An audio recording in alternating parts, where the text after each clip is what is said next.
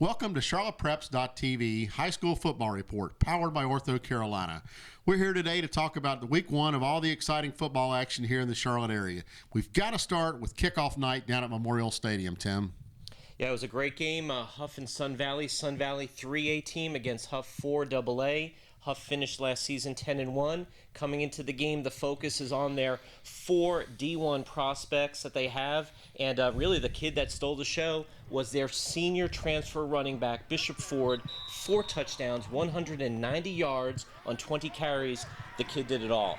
He really had a great game, and that was an exciting and big win for Huff High School. You know, next up on the docket on Thursday night was the Mallard Creek Charlotte Christian game. Charlotte Christian brought a 19-game winning streak and a state championship into this battle with the number 1 ranked 4A team in the state, Mallard Creek. Mallard Creek hung tough to protect their own 17-game winning streak, yet found themselves down 14-7 at half. The Mallard Creek depth began to take over in the third quarter against Charlotte Christian as they raised their lead to 28-14. With injuries and a lack of depth playing a role, the Chargers were able to breathe a little bit easier in the fourth quarter, eventually winning 28-21. Leading players for Mallard Creek coach Michael Palmieri were James Smith and Chancery Bowman. On the other side, for coach Jason Estep and Charlotte Christian, John Turley did a great job leading his team in his first start at quarterback. Going forward, I fully expect both of these teams to have outstanding seasons and probably win state championships in their respective divisions. Coach Jason Estep and Coach Michael Palmieri did outstanding jobs preparing their team throughout the summer and into the month of August. Now let's move forward to Saturday night, Tim, at the kickoff night as it moved over to Providence Day School.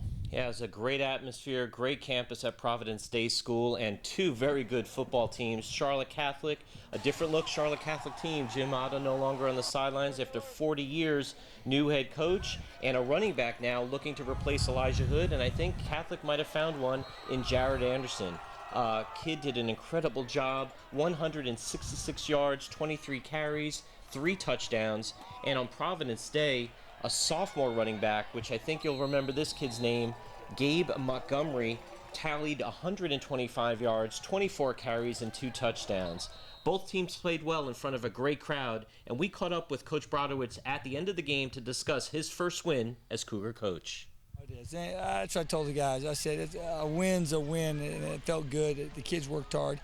You know, we had like first game jitters. We put the ball on the ground 4 times and gave up some easy passes. But give all the credit to Providence Day. They gave a good battle. Coach Hart has his team well prepared. So I knew it was going to be a good, hard-fought game. So it's exactly what we thought was going to happen, and we were fortunate to come up on top tonight. You know, that's Charlotte Catholic football right there. We put a lot of emphasis on our offensive line, our strength training. Those guys know we put a lot of things on we hang a lot on their back to open up those holes, and we feel like we got a plethora of backs, and Jarrett has all the talent, and he stepped up tonight and did a great job for us tonight.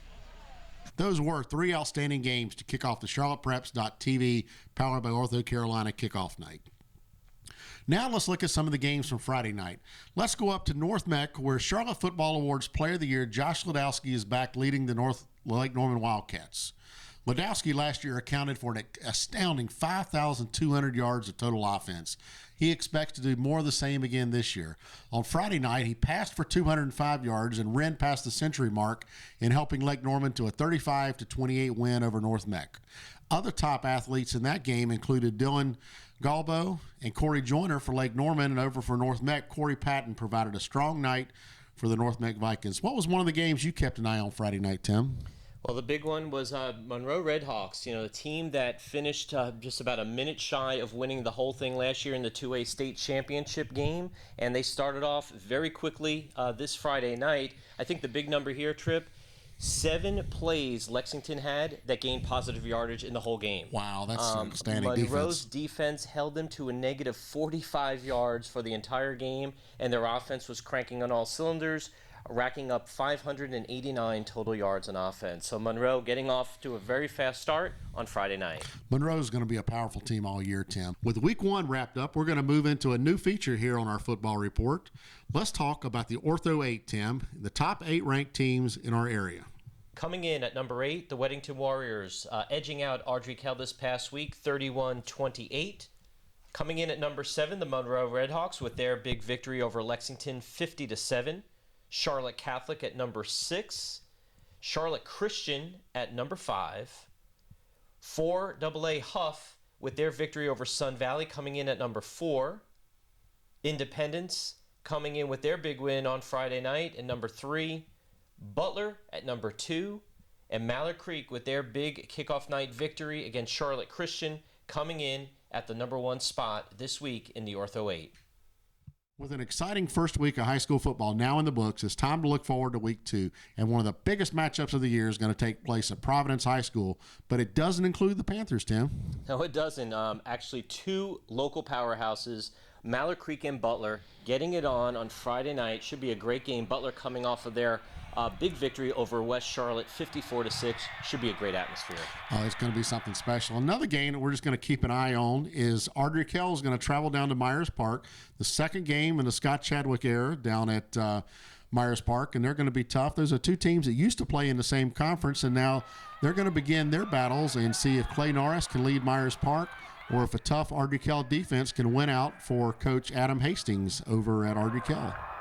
That's going to do it for us here this week. We'll be back again next week with a wrap-up of Week 2 right here on the CharlottePreps.tv High School Football Report, powered by Ortho Carolina.